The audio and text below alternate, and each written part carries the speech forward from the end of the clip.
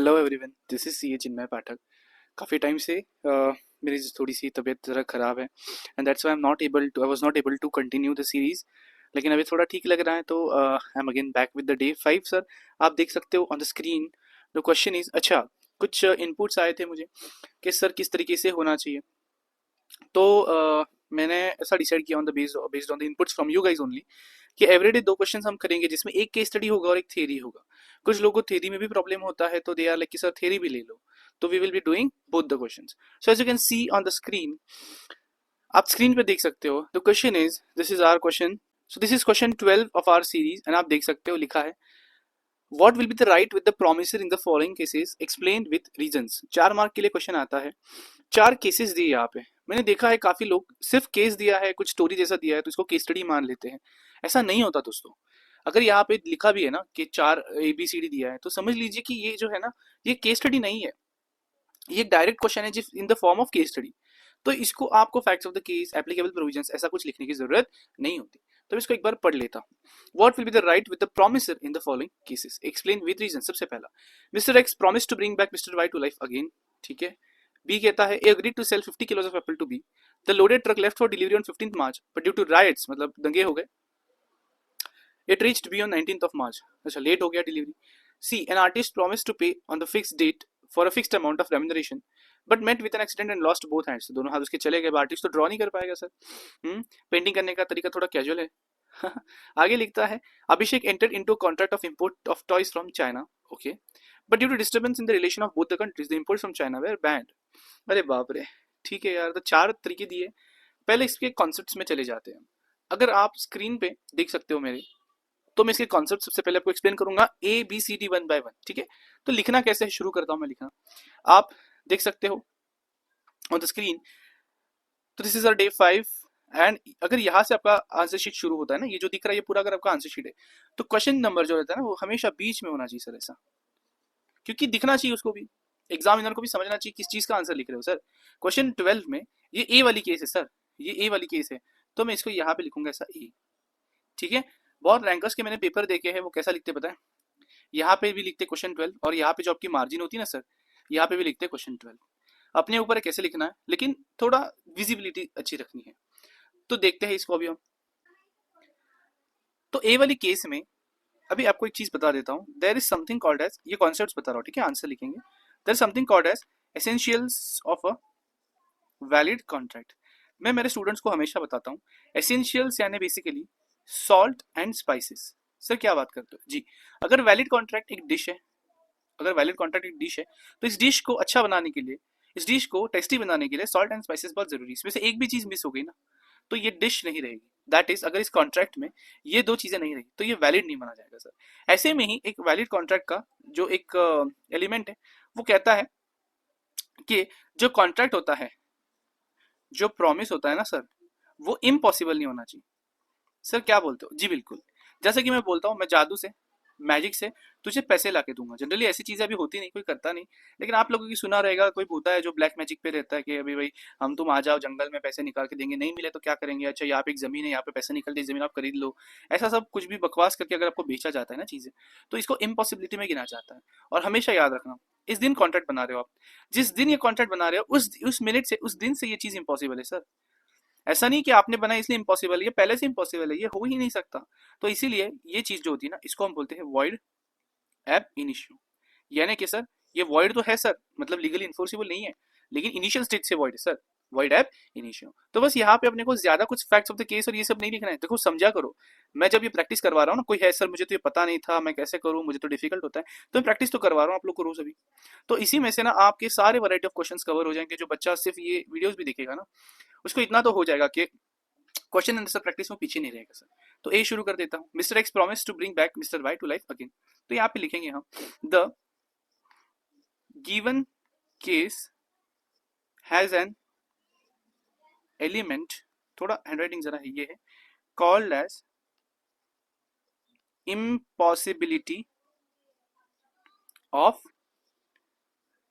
Performance. ये एक line हो जानी चाहिए आपकी, इसको आप कर लेना है अंडरलाइन। आगे मैं लिखता हूं sir, Mister X promise to bring back life of Mr. Y is impossible in nature। देखो मैंने कैसे बॉक्स कर दिया, कैसे कैपिटल में लिखा मैंने, ठीक है। यहाँ पे हम आगे लिखेंगे such contracts oblique agreements. Sir ऐसे दो वर्ड क्यों लिखे? ये मेरी स्टाइल है लिखने की, क्योंकि मैं नहीं बता सकता हूँ ना यहाँ पे आईसीआई क्या लिखेगा, आईसीआई कॉन्ट्रैक्ट वर्ड यूज करेगा या आईसीआई अग्रीमेंट करेगा, मुझे नहीं पता। तो इसलिए मैं लिखूंगा such contracts agreements are void ab initio, that is void from the very beginning, that's it।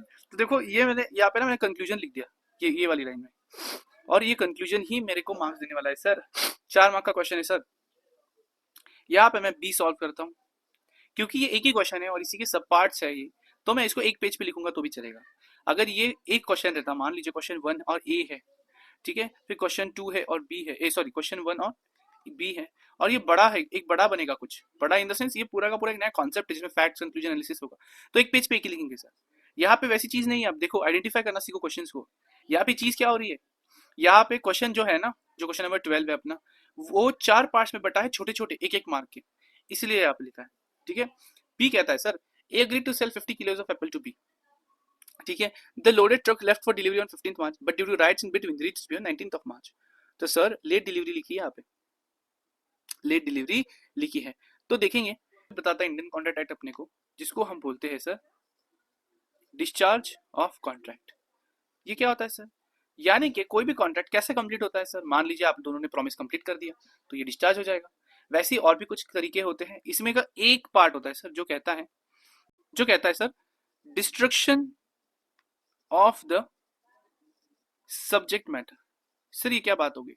अरे ये जो केस आप देख रहे हो ना, यहाँ पे लिखा ऐसा है कि लेट पहुंचे एप्पल्स, एप्पल्स जब लेट पहुंच रहे हैं ना, आप देखो 15 मार्च की डिलीवरी 19 मार्च को हो रही। सर एप्पल्स के लिए यहाँ पे आईसी आपको बताना चाहता है कि 4 दिन के डिले से एप्पल खराब हो गए सर, एप्पल खराब हो गए। देखो आप समझा करो आईसी क्या पूछता है ना, ये आपको कैसे समझेगा जब आप बहुत ज्यादा क्वेश्चन सॉल्व करोगे। एक क्वेश्चन देख के नहीं आया फिर रख दिया, ऐसे नहीं चलेगा सर। तो देखिए डिस्ट्रक्शन ऑफ सब्जेक्ट मैटर। अब यहाँ पे बताइए ना, ए की गलती थी ना बी की गलती थी, तो मिस्टेक किसी की भी नहीं थी सर, मिस्टेक किसी की भी नहीं थी, रायट्स की वजह से ये चीज होगी। और इंडियन कॉन्ट्रैक्ट एक्ट कहता है जब भी कोई सब्जेक्ट मैटर है, कोई ऑब्जेक्ट है, जो मेन चीज है ना किसी कॉन्ट्रैक्ट की, अगर ये डिस्ट्रॉय हो जाती है सर, क्या हो जाती है? डिस्ट्रॉय हो जाती है, तो उस केस में इसको हम इम्पॉसिबिलिटी ऑफ परफॉर्मेंस कहेंगे वापस, और ये कॉन्ट्रैक्ट उस मिनट से हो जाएगा वॉइड, जो हम कहेंगे सर वॉइड। सर वॉइड क्यों? अरे आप इसको एनफोर्स ही नहीं कर सकते, कोर्ट कैसे कैसे वो एप्पल जिंदा करेगा? तो सर दूसरे एप्पल्स दे दो ना। अरे तो फिर वो नया कॉन्ट्रैक्ट बन जाएगा, यहाँ पे थोड़ी ना, ये कॉन्ट्रैक्ट में नहीं आएगा सर। तो चलो एक बार इसको फटाक से देख लेते हैं। हम लिखेंगे ए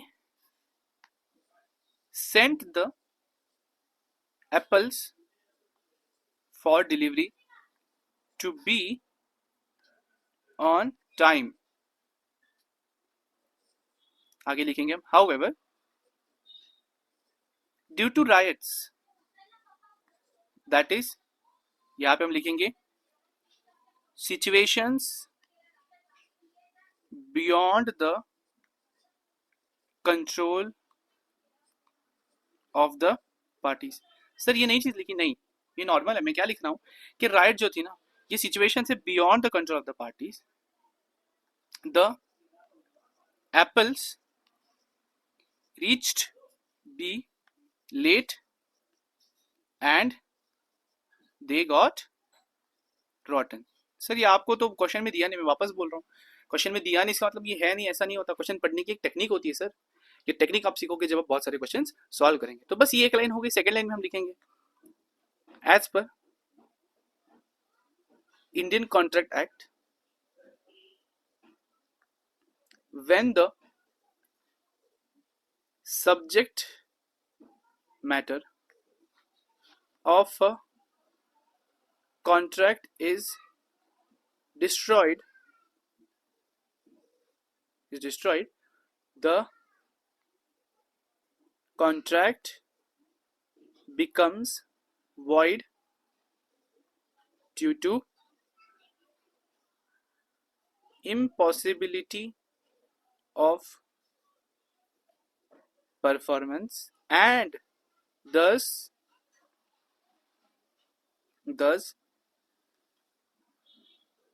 gets discharged. दैट्स इट, बन गया आपका आंसर सर. देखो एग्जाम क्या पड़ेगा, on time, riots, beyond the control, late, rotten. अच्छा, टाइम पे भेजा था, राइट्स हो गए, बियॉन्ड द कंट्रोल था, लेट हो गए, रॉट हो गए, खराब हो गए. Subject matter, destroyed, void, discharge. That's it sir, उसको यही चीज चाहिए, उसको इतना ही देखना है. देखो तो इसे कहते हैं सर आंसर राइटिंग की सही टेक्निक. अच्छा, जो लोग सोच रहे हैं सर हमको कैसे ये चीजें समझेगी, अगर आप लोग चाहते हो तो अब आ जाना, मेरा वेबिनार है, आप मेरी साइट air3c.graphy.com पे विजिट कर लो, आपको दिख जाएगा वहाँ पे फ्री में वेबिनार है सर, फ्री में वेबिनार है. और मैं वो कंडक्ट करने वाला हूँ जिसमें मैं आपको बताने वाला हूँ the art of writing perfect answers. Let's move to the sixth part. देखो क्या लिखा है सी पार्ट में, वापस देखते हैं. लिखता है sir, an artist promised to paint on the fixed date for a fixed amount of remuneration but met with an accident and lost both hands. Sir ये तो इम्पॉसिबल हो गया, आप तो ये कर ही नहीं सकता सर. ये देखो आप देख रहे हो सारे के सारे जो चीजें थी ना, सारे के सारे क्वेश्चन से इम्पॉसिबिलिटी के ऊपर ही आ रहे हैं. ठीक है सर, यहाँ पे हम लिख देंगे, यहाँ पे इतना ज्यादा नहीं लिखना है, सिर्फ इतना लिखना है सर. देखिए यहाँ पे हम यूज करेंगे personal skills in a contract has to be performed by the individual only. Personal skills जो होते हैं सर वो सिर्फ इंडिविजुअल ही परफॉर्म करेगा. आगे हम लिखेंगे if by any chance the individual, हमारे केस में sir artist, gets handicap. Sir ये कहाँ से ला रहे हो वर्ड, देखो यहाँ पे लिखा है, उसके हाथ चले गए. तो handicap, gets handicapped, then such contract stands void due to, again sir, due to impossibility of performance. उसको इतना ही देखना है, जाके चेक कर लो, आईसीए के क्वेश्चन से जाके चेक कर लो, उसको इतना ही देखना है एग्जामिनर को, बाकी कुछ भी नहीं. देखो कितना सही लिखा है मैंने. क्या लिखेगा, personal skills perform individual, okay, contract void है because of impossibility perform. That's it. इतना पढ़ के खुश हो जाएगा सर, इतना पढ़ के वो खुश हो जाएगा. लास्ट क्वेश्चन क्या दिखता है, देखो स्क्रीन पे क्या आता है. कहता है अभिषेक entered into contract of import of rice from China but due to destabilization of both the countries the imports from China were banned. कहीं ना कहीं ये सिर्फ इतना बोलना चाहता है सर कि चाइना के साथ ना इंडिया के झगड़े हो गए. तो ऐसे एक चीज होती है जो कहती है सर कि जब भी किसी कंट्री के साथ इंडिया के रिलेशन सोर हो जाते हैं. सर सोर यानी क्या, इसको बहुत अलग अलग प्रोनाउंस किया जाता है, मैं खट्टे बात कर रहा हूँ, खट्टे हो जाते हैं यानी बेसिकली मेरे को कहना है सर कि सही अच्छे नहीं रहते. तो उस केस में ना उसके साथ किए गए कॉन्ट्रैक्ट को हम कहते हैं सर इलीगल. सर क्यों, अरे आप सोचो ना, सरकार कह रही है, भारत सरकार कह रही है ये चीज मत कीजिए, और सरकार का कहना है यानी लॉ का कहना होता है, क्योंकि सरकार ही तो लॉ बनाती है सर, लेजिस्लेचर ही लॉ तो बनाता है. इंडियन रेगुलेटरी फ्रेमवर्क में हमने देखा था. तो यहाँ पे मैं सिर्फ इतना कहूंगा, इतना लिखना चाहूंगा सर मैं, याद as per Indian contract act, मेरे को ईयर भी नहीं याद, ऐसा मैं मानता हूँ तो कोई दिक्कत नहीं है. As per Indian contract act, जब भी किसी के साथ वॉर हो जाता है ना, तो वहां के लोगों को इंडिया में कहा जाता है एलियन एनिमी. एलियन यानी विदेशी आदमी, एनिमी यानी जिसके साथ इंडिया वॉर पे है सर. तो any agreement with an, keywords जो लोग होते हैं ना सर, कीवर्ड्स क्या होते हैं, देखो ये keywords, with an alien enemy is illegal. क्या बात करते हो सर, इतना ही लिखना है? जी बिल्कुल इतना ही लिखना है. तो यहाँ पे लिखेंगे since in the given case the contract is with China and we are at war with China, the contract is illegal and thus stands discharged. Sir discharge वही मैं बोल रहा हूँ ना, अब ये कॉन्ट्रैक्ट पूरा हो गया ऐसा मान लेंगे सर, वो इतना ही लिखने वाला exam, illegal contract is illegal, discharge, that's it. कुछ हो जाएगा इतना देख के फुल ऑन फुल मार्क्स मिलेंगे सर आपको यहाँ, पूरे के पूरे 4 आउट ऑफ 4, जाके चेक कर लो ऐसे का आंसर। क्या है यहाँ पे मैंने कुछ लर्न किया? कुछ भी नहीं सर। सिर्फ लिखा इस तरीके से कि पढ़ने वाले को लगेगा अच्छा इसको सब आता है सर। और प्रेजेंटेशन देखो क्या सही प्रेजेंटेशन कर रहे हैं, क्या सही प्रेजेंटेशन है। तो चलते हैं, ये आपका आज का केस स्टडी बेस्ड जैसा क्वेश्चन हो गया। अभी हम चलेंगे क्वेश्चन नंबर, तो आप देख सकते हो सर स्क्रीन पे। The three question that we are going to deal with today is distinguish between wagering agreement and contract of insurance। बहुत लोगों को इसमें होता है कंफ्यूजन, तो एक बार मैं आपको बता देता हूँ इसकी कॉन्सेप्ट। तो देखिए, वेजरिंग यानी क्या होता है पता है? आप ना आईपीएल देख रहे हो सर, और आज सबसे hot MI Mumbai Indians versus CSK का मैच है। अब इतना रहता नहीं मजा, लेकिन पहले बहुत होता था, बहुत मजे आते थे ये मैच देखने में। तो सर आपका दोस्त है ना सीएसके सपोर्टर है, आप है ना मुंबई इंडियंस सपोर्टर हो सर। तो हो क्या रहा है देखिए, आप कहते हो बॉम्बे जीतेगा, अगर बॉम्बे जीत जाता है तो मैं तुझे 1000 रुपए दूंगा। और वो कहता है नहीं सीएसके जीतेगा, अगर सीएसके हार जाता है तो मैं तुझे 1000 रुपए दूंगा। तो मुझे बताओ, ये आप हो, ये आपका दोस्त है। अरे आपको क्या मिला इनके जीतने हारने से? कुछ भी नहीं सर, यहाँ पे कोई कंसिडरेशन ही नहीं है। लेकिन फिर भी कोई जीतेगा तो इसको पैसा मिलेगा या फिर इसको पैसा मिलेगा, तो कंसिडरेशन है नहीं, फिर भी मनी इन्वॉल्व है।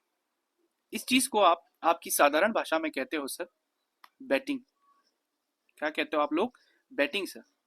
और बैटिंग के कॉन्ट्रैक्ट्स को वेजरिंग अग्रीमेंट कहा जाता है, और ऐसे कॉन्ट्रैक्ट्स इंडियन कॉन्ट्रैक्ट एक्ट के हिसाब से वॉइड है। क्या बात करते हो सर? अरे हाँ भाई वॉइड है, और साथ ही साथ ये अनएनफोर्सेबल है, क्योंकि वॉइड का मतलब ही होता है अनएनफोर्सेबिलिटी। तो बस ये दो चीज आपको याद रखनी है यहाँ पे। उसके उसके अलग होता है सर इंश्योरेंस। आजकल आप गाड़ी लेने जाओगे तो आपको इंश्योरेंस लेना मैंडेटरी। इंश्योरेंस क्या होता है यार? एक कंपनी है एबीसी, इसको ये मुझे बोलती है सर आप ना हर साल हमें 10,000 रुपए पे कीजिए, हर एवरी ईयर ना, और अगले 6 सालों में 6 ईयर्स पे करते रहिए।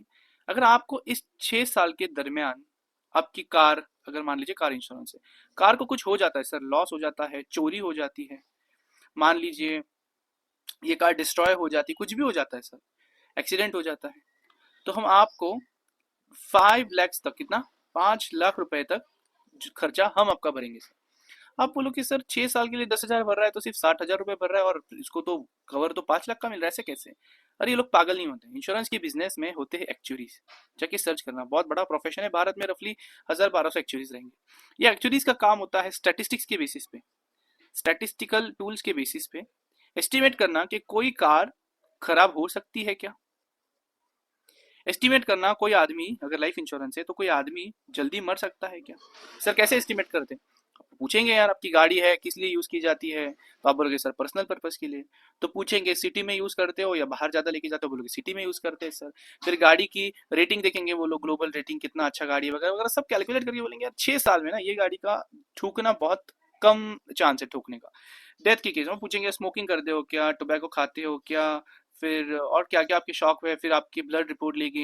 ऐसे सारे फैक्ट जमा करके ना ये एक्चुअली लोग स्टैटिस्टिक्स के बेसिस पे लगे, अरे ये आदमी तो जिएगा भाई 70 साल तक, इसको कुछ नहीं होना। मान लीजिए कहता है नहीं यार ये बहुत रिस्की आदमी है, मान लीजिए 10 साल में इसको कुछ हो सकता है, तो इस केस में ये कंपनी आपकी जो प्रीमियम है ना 10,000 का लेगी आपसे 50,000, या फिर लेगी नहीं, बोलेगी हम नहीं कर सकते ये कॉन्ट्रैक्ट। क्यों सर? अरे उसको जब पता है उसको पैसा देना ही है तो वो क्यों करेगा ऐसा कॉन्ट्रैक्ट। तो जनरली मैं इतना ही कहना चाहता हूँ, इंश्योरेंस का कॉन्ट्रैक्ट जो होता है ना वो किसी की लाइफ पे, किसी के असेट्स पे, कार वगैरह के लिए हम क्या करते बोलते हैं, अगर मेरा नुकसान हो जाता है तो आप मुझे उसकी भरपाई कर देना, उसके बदले हर महीने हर साल में आपको प्रीमियम पे करूंगा सर।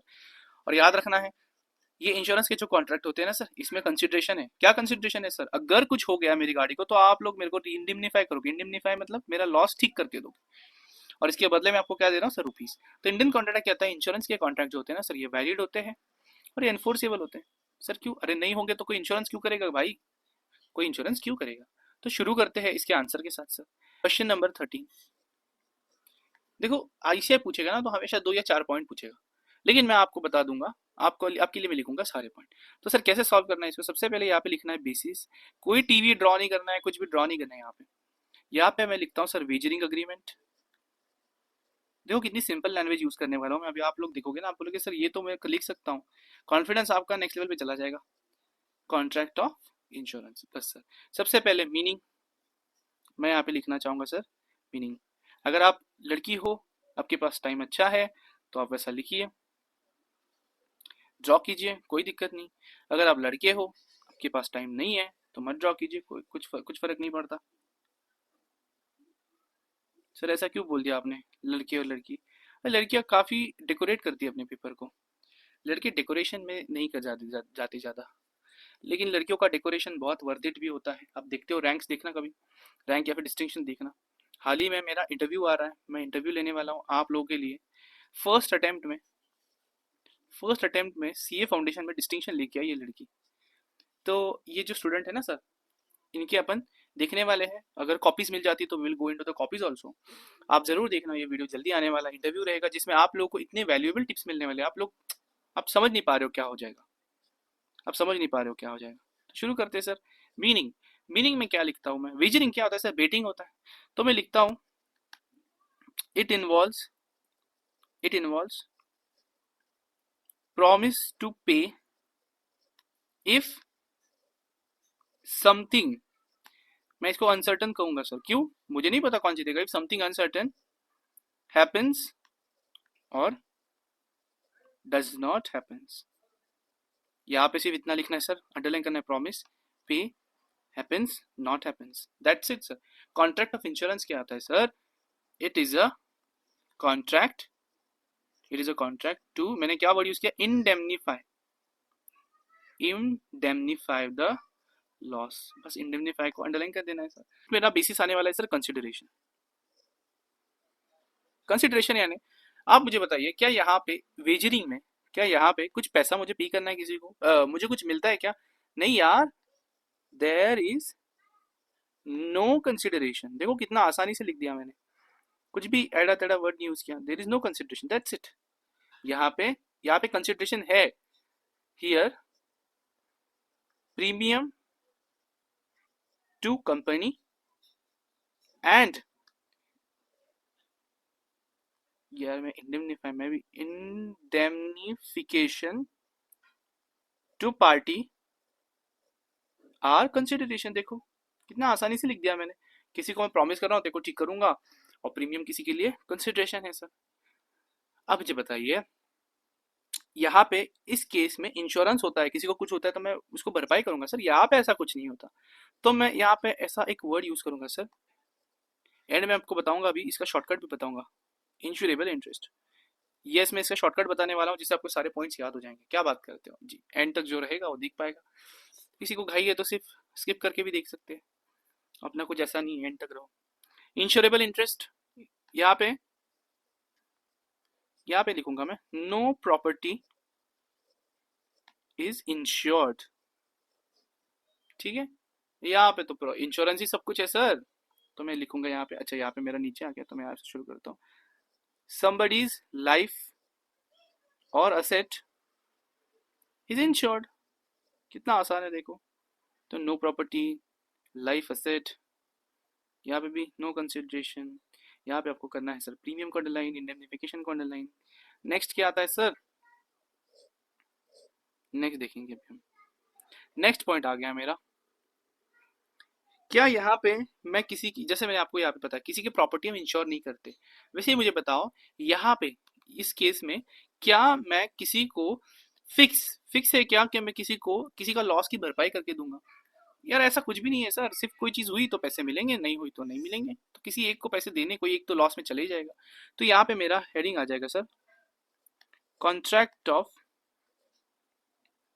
इंडेमनिटी। यहाँ पे रहेगा sir, loser has to pay money on, या फिर ऐसा लिख दीजिए, for an uncertain event. Uncertain event को underline, pay money and loser को अंडरलाइन। यहाँ पे ऐसा नहीं है sir, if there is loss to the property the insurance company will indemnify it. ठीक है, नेक्स्ट आ जाता है सर, ये एनफोर्सेबिलिटी के बारे में है। ये कहता है sir, it is void and, लिख दीजिए सर एन अनएनफोर्सिएबल। यहाँ पे sir, it is valid and enforceable लिख दीजिए, आगे का वर्ड पूरा कंप्लीट कर लेना है। यहाँ पे कोई प्रीमियम, अच्छा मैं ड्रॉ नहीं करता हूँ सर प्रीमियम, अरे काय का premium, no premium is involve, ऐसा कुछ नहीं होता यहाँ पे, there is a premium involve. Sir क्या बात करते हो, ऐसा लिखना है देयर इज वगैरह, देयर इज प्रीमियम इन्वॉल्व लिख दीजिए, थोड़ा ग्रामर को थोड़ा इग्नोर कर देना। जब हम लाइव लिखते हैं ना सर, तो ये छोटी छोटी चीजें जो होती है मैटर नहीं करती, पेपर में तो बिल्कुल नहीं करती। फिर आगे हम लिखेंगे सर पब्लिक वेलफेयर, अरे सट्टे से किसकी भलाई हुई सर, तो सिर्फ लिख देना है अगेंस्ट पब्लिक वेलफेयर।